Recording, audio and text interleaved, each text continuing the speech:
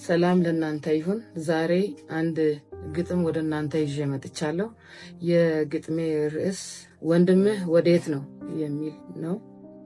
የአባትህ የአዳም ልጅ እያየህ ያደገው ደስታ ሐዘንህን አብሮ የተካፈለው ስትጠራው አቤት ሚል ጎንህ የነበረው ይገለኛል ብሎ የማይጠረጥረው እንሂድ ወዳልክበት ሊሄድ የማይፈራው መልስልኝ ቃየን ወንድምህ ወዴት ነው ብሎ እግዚአብሔር ጠይቆት ነበረ።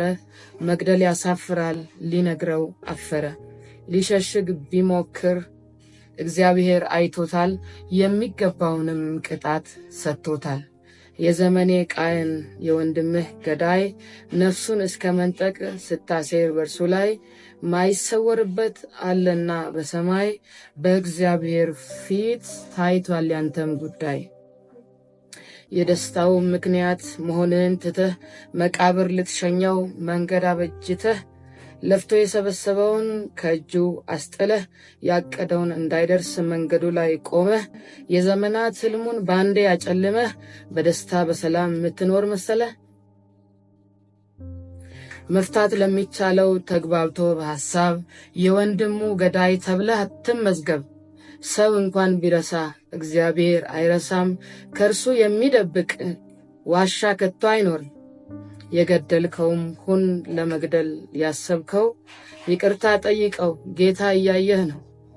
ነፍስ ማጥፋት ይቁም እንዲህ ይላል ቃሉ፣ ሰይፍን የሚያነሱ በሰይፍ ይጠፋሉ።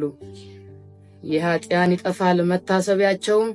አቤል የተባለ ብዙ ሰው ቢኖርም ቃየን የሚባል ሰው አንድም አልሰማሁም።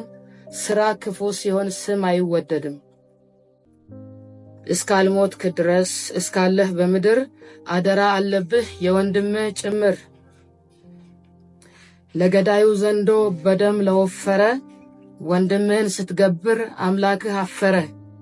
በድሎህ ቢሆንም ቻል አርገህ ለፍና ሌላ ጊዜ ደግሞ እሱ ይቻልህና ኑሩ ተስማምታችሁ ሰይጣን ደስ አይበለው።